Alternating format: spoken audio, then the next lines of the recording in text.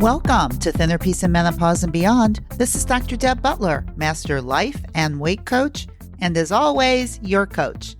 Today is episode number 151, and I think you're really going to like it because I'm going to read one of my podcast listeners' letter, and then I'm going to coach her, so I think you will see yourself in her.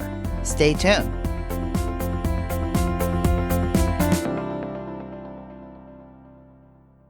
Hi there, everybody. A lot of you, which I really appreciate, write me letters all the time about questions that you have, which I really appreciate. But one listener sent me a letter that I thought would really resonate with all of you. So what I decided to do for this podcast is to coach her live on this podcast for you. So number one, I could help her. But my guess is I'll help a lot of you all at the same time. And this is kind of what group coaching is like, is you hear one person coached, and without you even being coached, your little brain figures out all kinds of things because you end up seeing yourself in that person. So have a listen. This is Carol, and she was brave enough to be coached by me. And tell me what you think. And in the end, I'll pop back on and I'll give you a few of my observations. Hello, Carol. Welcome to my podcast. Hi. Hi. I'm so glad that you were willing to get coached.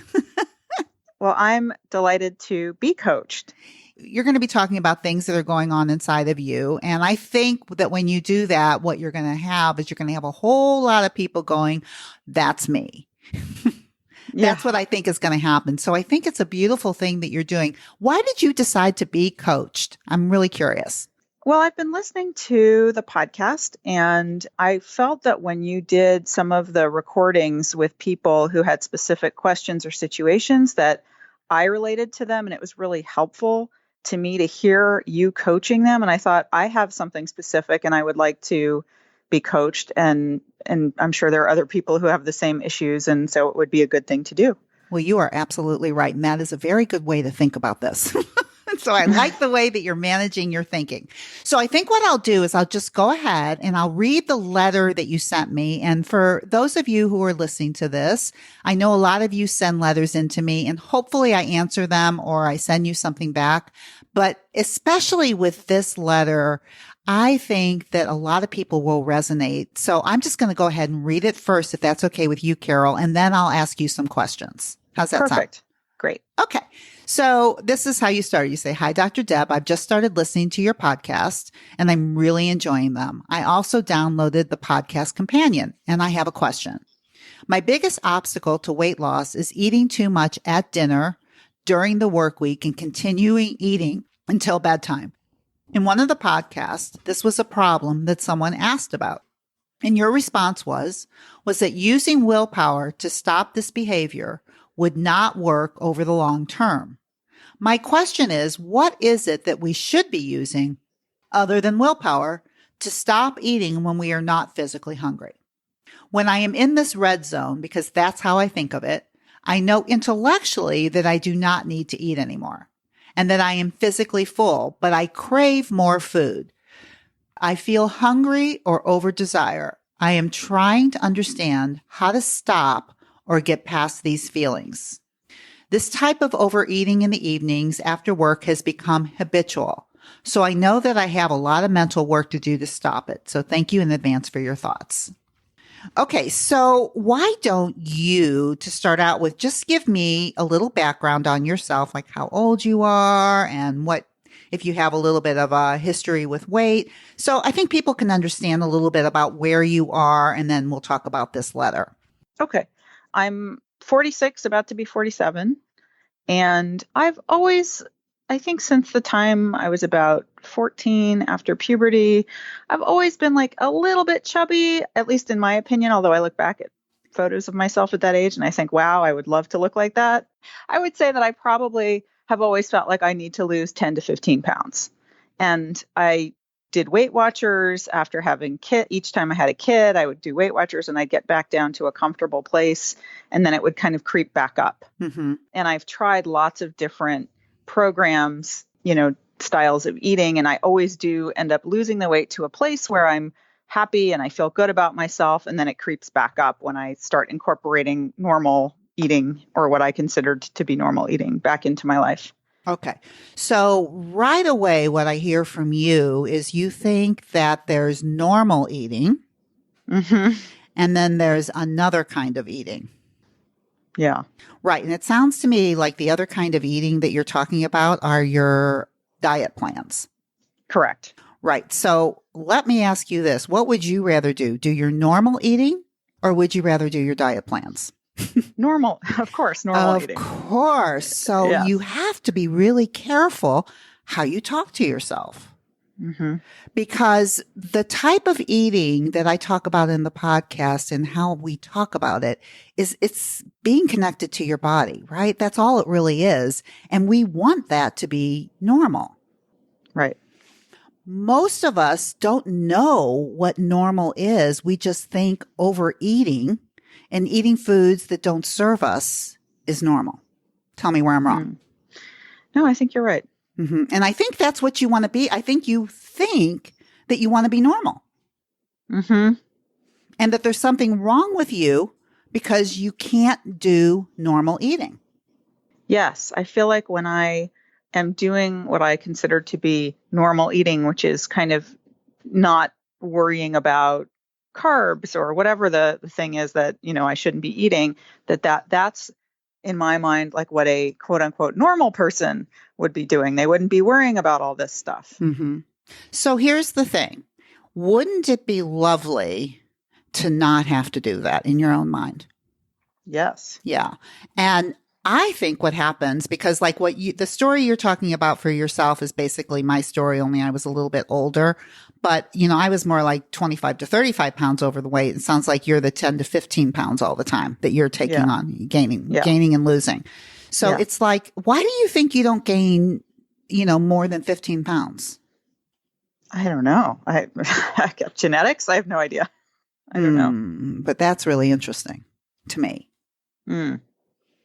Because somehow you can do whatever you think is normal, but when you get to a certain number, you stop. Mm. Why do you think that is? I don't know. I mean, I think I get to a place when I say, like, I don't like the way I'm feeling or looking, and then I've got to do something about it. Mm-hmm. That's when I stop. And so you're very motivated at a 15-pound weight gain to lose your weight. Yeah. Really Right. like 10. 10. 10 is where I start to feel like, okay, I've got to do something. Okay. So Yeah. there's a lot of people out there going, oh my God, 10 pounds. If I could, because there's people out there that have 100 pounds to lose, Yeah. 50 pounds to lose. But what I want you to know, and what everybody that's listening to, it's all the same problem in the mind. The burden is the same. You have 100-pound burden in your mind, Yeah. right? Because it bothers you just as much as somebody that has more weight to lose. It's the exact problem. Yeah. And I just think you get to a point where you just go, I've had enough of this. And that's probably like, what was it in my podcast that said, I don't want to do what I've been doing again? I think it was listening to your history of how you did Weight Watchers and gained and lost so many pounds. I think you said like maybe 250 pounds over the years. Altogether, yes. All together. Yes. And I just so identified with that Mhm. cycle of losing weight, feeling good, celebrating it, and then gaining it back, and just continuing to do that again and again and again. And I just don't want to do that anymore. Okay. So here's a question for you. So your letter basically is saying, and this is my guess is what your normal eating is that you like to eat at night. Yeah. And that's the normal eating that you want to go back to that you don't get to do when you're doing your special plans. Tell me where I'm wrong.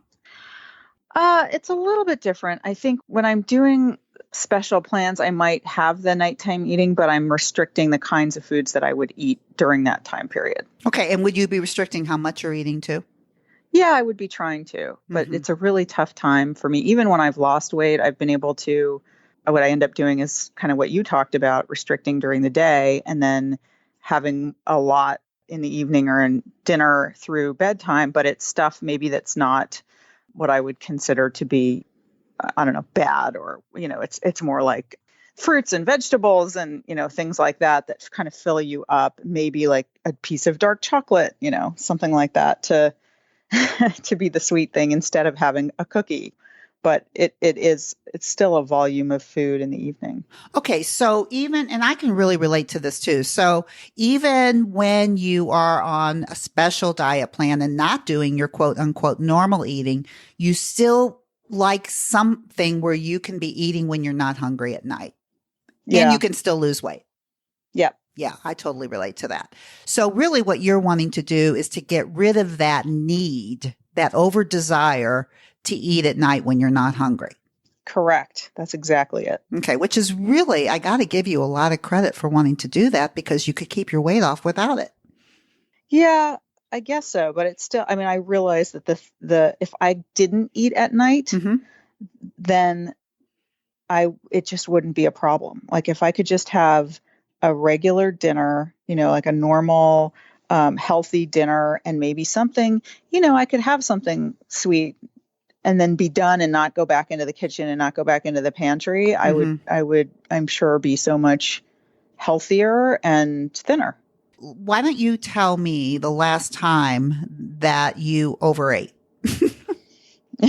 And we can just look at it. Yeah, at night. I will. It was a few nights ago, and I've been trying to be much more aware and conscious, so that's been helping. But even though I was aware of what was going on, I was looking at my hunger scale, and I knew. So I had dinner. Okay, tell me exactly what you ate. We're going to bring everybody through it. Like, where were you on the hunger scale when you started your dinner? Okay, so let me see if I can remember this. I probably started dinner at like a -2. Okay, so you know that you were just getting ready and you were just starting to be hungry, and that's where we like to eat. Okay. And, I actually wrote down, I have a food journal from that day, so I'm going to find it. Yes. Are you keeping food journals now too? Yes, I am. Oh I downloaded your materials, and I thought I better do this so I can really see what's going on. That's so beautiful. Everybody listening to this, you need to do what Carol's doing, because you get to tell me. These are the beauty of food journals, is now we get to see exactly what was going on. So that evening, it looked like I had something to do for work. So in the afternoon, I had something around 4, it was an energy bar to kind of, I was a -1 and I had it as a snack, and it filled me up and I was good. +2? And then, pardon me? You were at a +2 when you finished the energy bar? Yeah, I was. I was at a +2. So that was at 4. And then I had an event, so I didn't get home until 9. And so at 9, I had dinner. How hungry were you? I have -2. I waited until felt -2, bar filled me up. So I was I was ready to eat, but I wasn't starving at 9. Okay. Because that energy bar was a very dense energy bar. So I think it carried me over. So I had 5 meatballs and a Caesar salad and cauliflower fried rice. Mm-hmm. And then I have felt +2. So I was good. And then, yep. And then I was at +2, and then I put a bit of storm and fog. Okay. So, what happened? So this was like a little bit after I finished eating dinner. My son came downstairs and started talking to me about some things going on at school, and it made me really anxious. And I put my emotional hunger scale at that point was like a -6 talking about this stuff. And so I have the list of all the things that I ate, which were almonds, mandarin oranges, cheese, dark chocolate, milk, tortilla chips. And you weren't hungry, right? Not at all. Okay. And then I have +5 when I was done. Okay. So did you start eating at a +2? Yep. Okay. You started at a +2 and you went to a +5. Yeah. Okay. And I'm not even sure if I'm calibrating that right. Like maybe +5 is really +8. I have no idea, but that's what I. Well, the only way you have an idea is to do what you do. You would give it a number. Yeah. And the more you do it, the more you're going to understand your numbers. Now, this is the thing that I find really, really interesting. Number one is that you figured out your emotional hunger Yeah. was a -6. So what I want to show everybody and show you right now is how you can figure that out. So if -10 is the worst you can feel and 0 is neutral, where were you feeling that in your body, this -6 vibration? Do you know where you felt that anxiety? I don't know, but whatever it was made me think like what's going to make it feel better is if I start snacking. Uh-huh. Right. So do you know if you felt it in your body at all? Are you aware?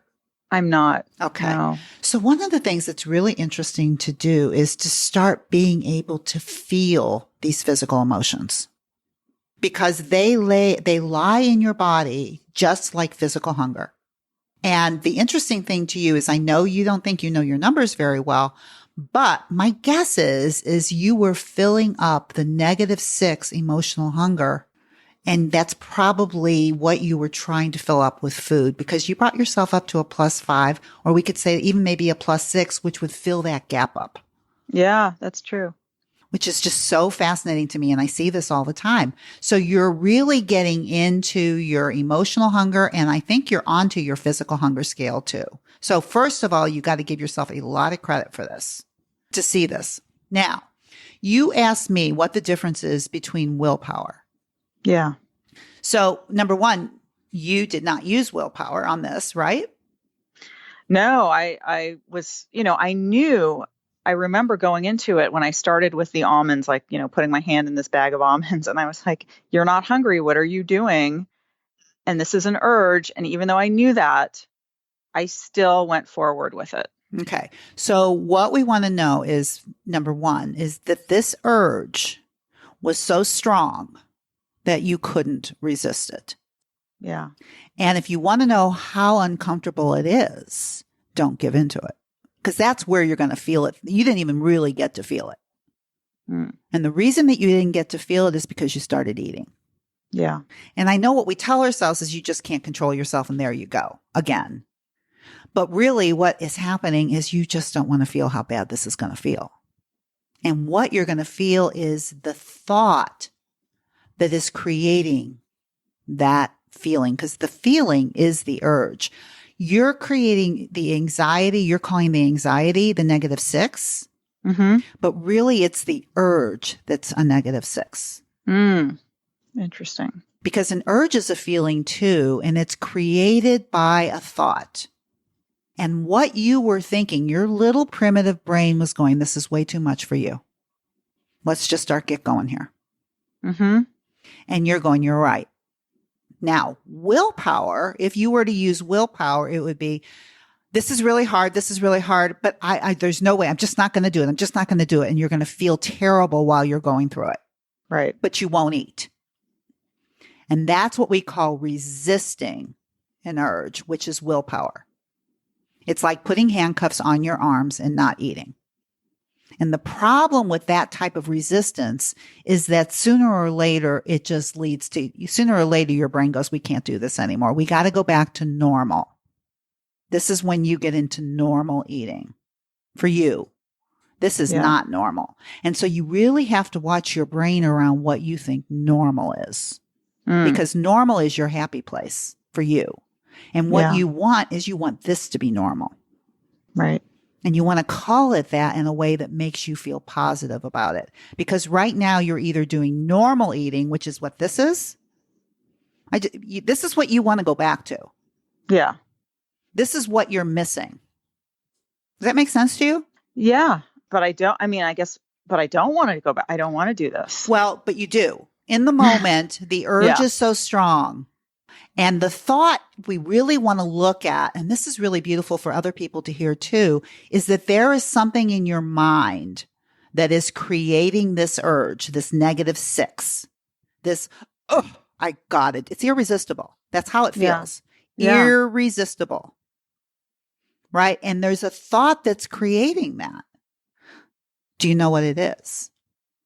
It's that urge, but I don't know what thought. It's the thought. Yeah, the urge is a feeling, and all feelings are created from thoughts. So there's a thought that creates the urge, and it's very repetitive. So it's really easy to miss it. Yeah, go ahead. I think, well, what I'm thinking, I am thinking to myself as I'm, reaching into the bag of almonds or grabbing, it's like, I want this. I just want it. Okay. And that is the thought. As simple as that is what's creating the urge. This is not rocket science. I know you were looking for something really, secretive. Yeah. But that's what many of the thoughts that create urges are, that simple. I want it. Now, it's not like I want it like a 0 or a -1. I just want it. It's like, I want it now. Yes. It's like the screaming toddler that I talk about in my podcast. Yes. Screaming. You can't stop me. I can eat it.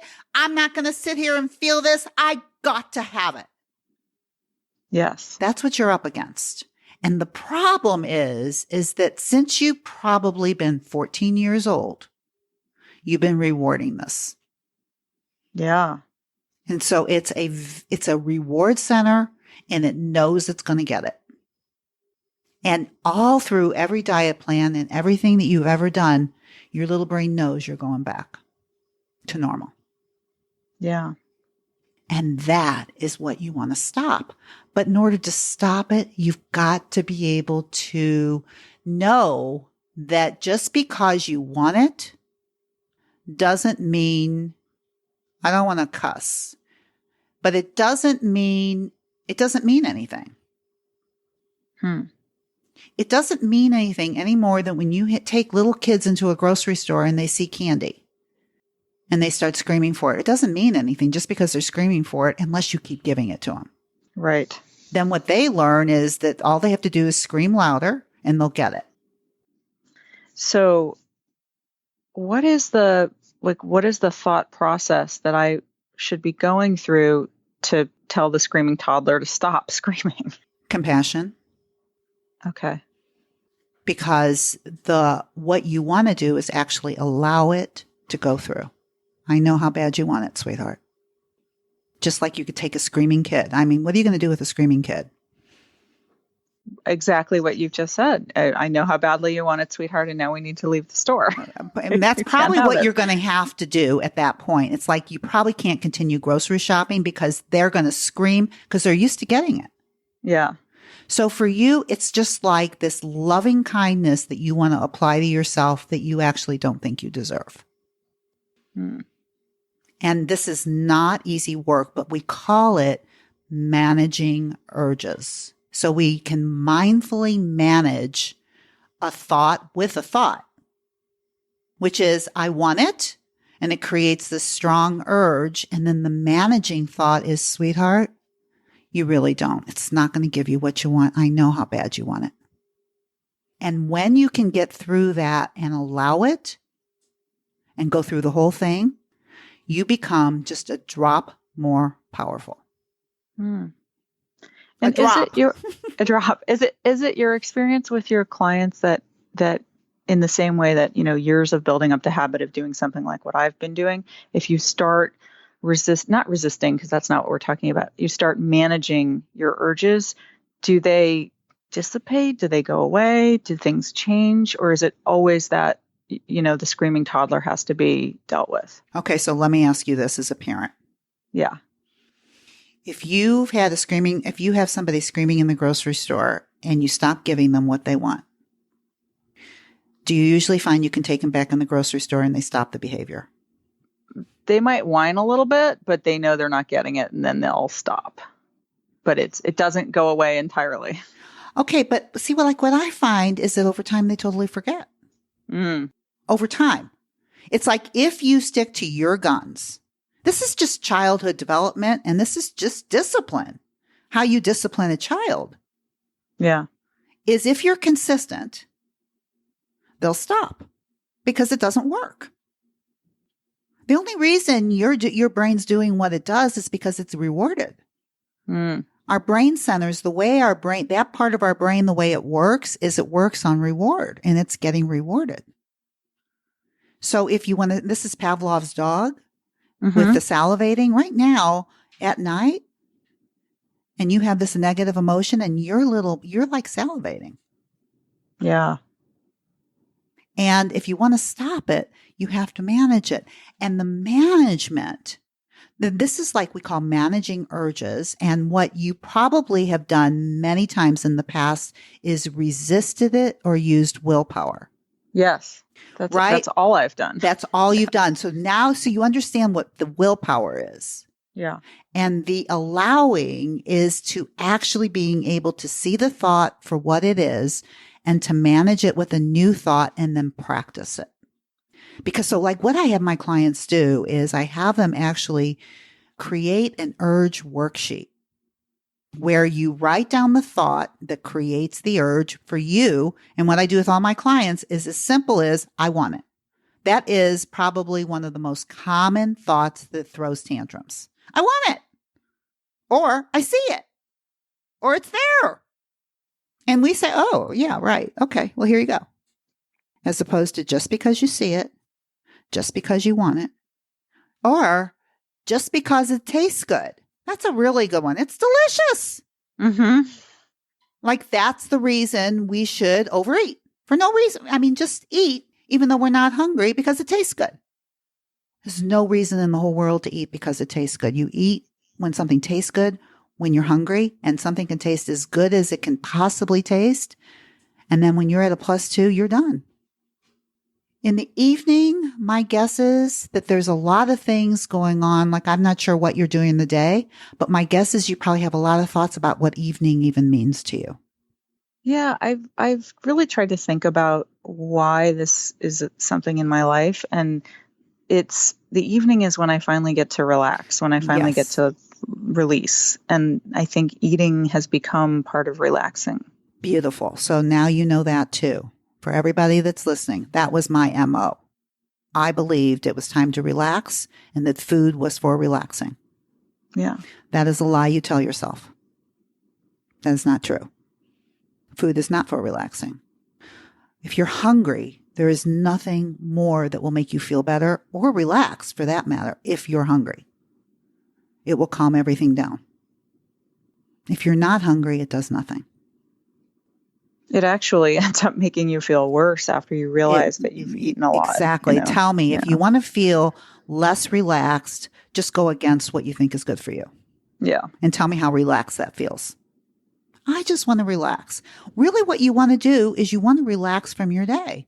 And your little brain thinks the easiest thing to do is to eat. It's a lie. Sounds good. It's everything that you're saying, 1 million people out there are thinking just like you. But it's no reason to eat. Yeah. That's not really what relaxes you if you're not hungry. There are many things that can relax you. That's not one of them. And I'll tell you what, your brain's going to scream at you. So I'm curious. I mean, I've been listening, to some of your podcasts, and you've talked about how it's like the river of misery or whatever you called it when you're not resisting, but you're managing urges. Yes. And I'd love to hear from you just some ways to talk to yourself or cope with those urges when you're going through them. Because right now, when we're talking about this, it sounds like, okay, I can do it. But I know in that moment, when it's 9:00 on a Thursday night and all I want to do is just go into the pantry and eat 10 different types of things, like what do I say to myself? Well, first of all, you have to see what you are saying to yourself. You think that going in and eating all that stuff is actually going to help. And it's not. It's causing all your pain. Yeah.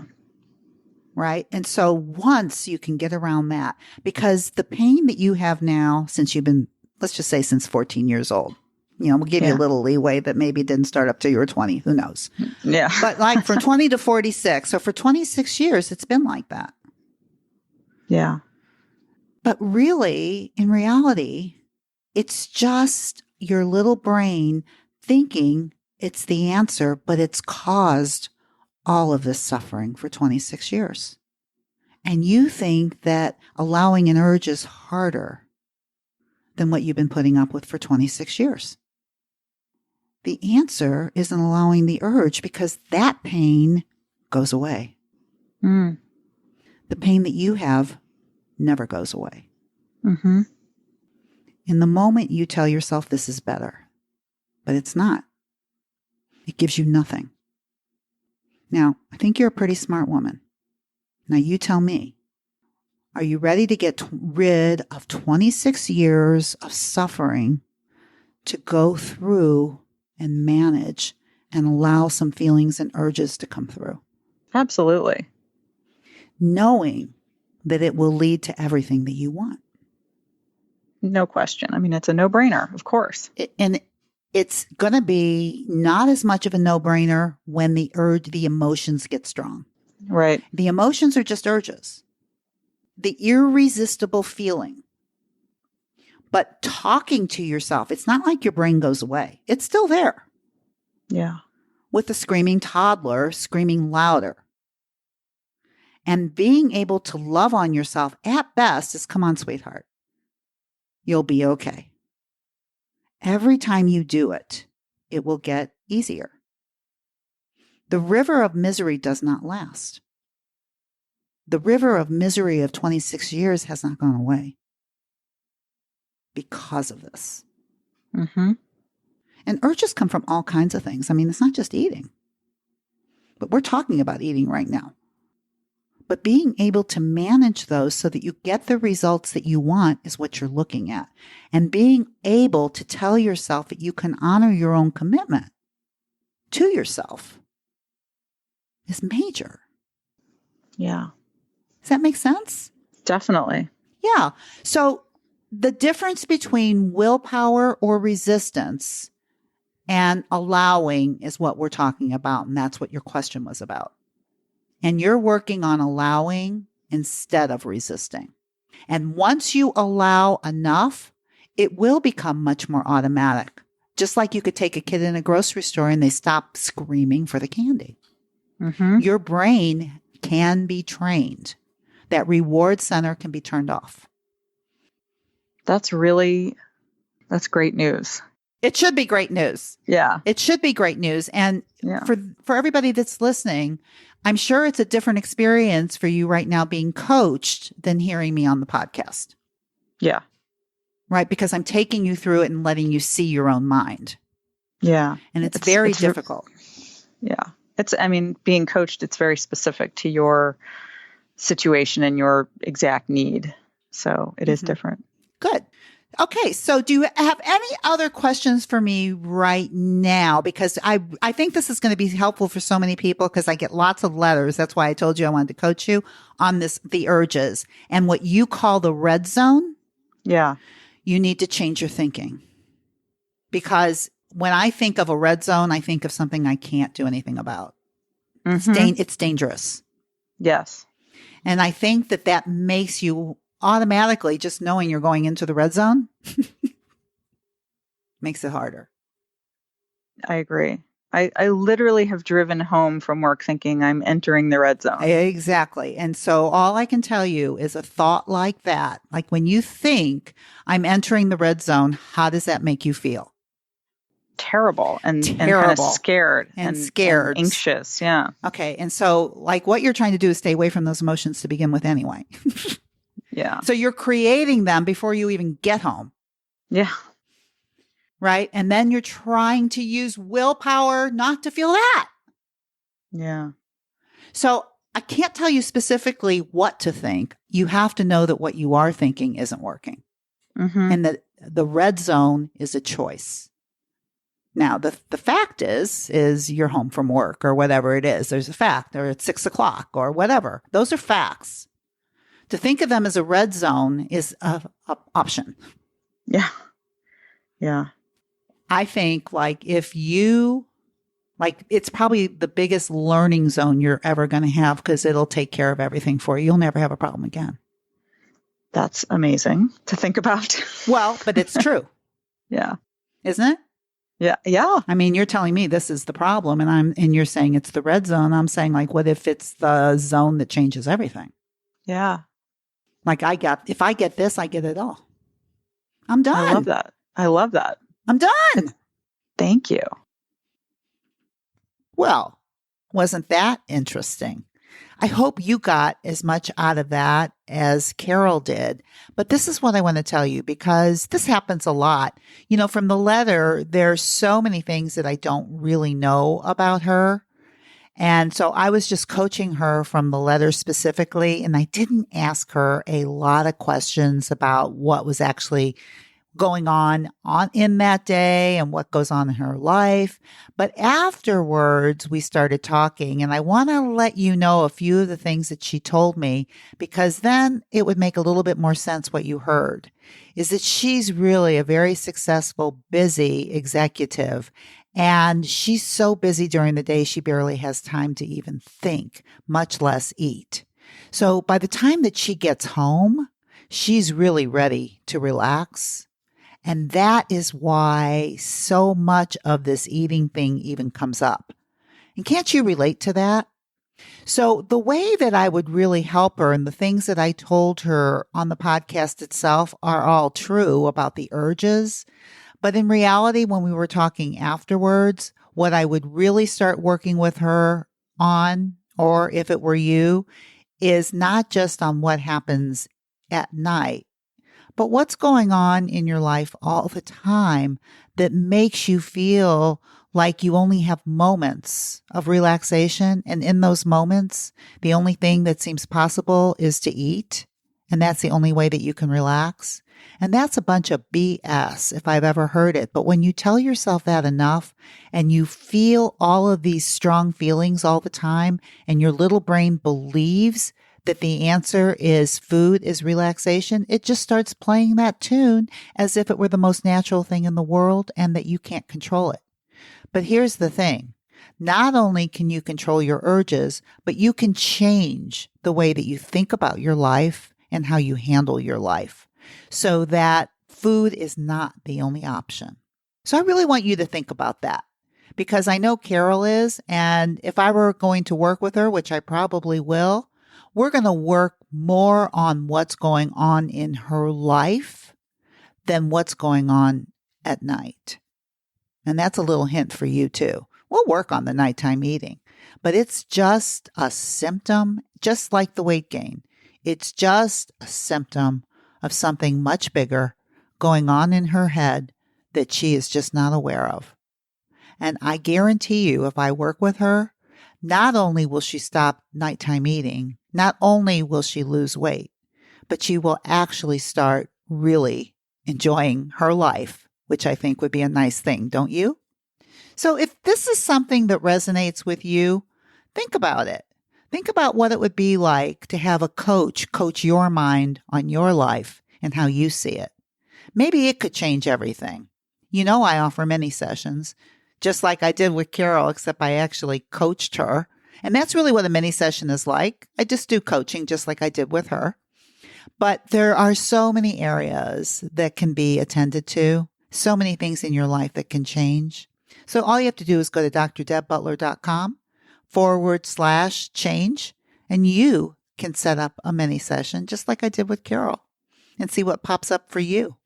And of course, until next week, you know what I want you to do. I want you to be very, very kind to yourself. See you next week. Bye-bye.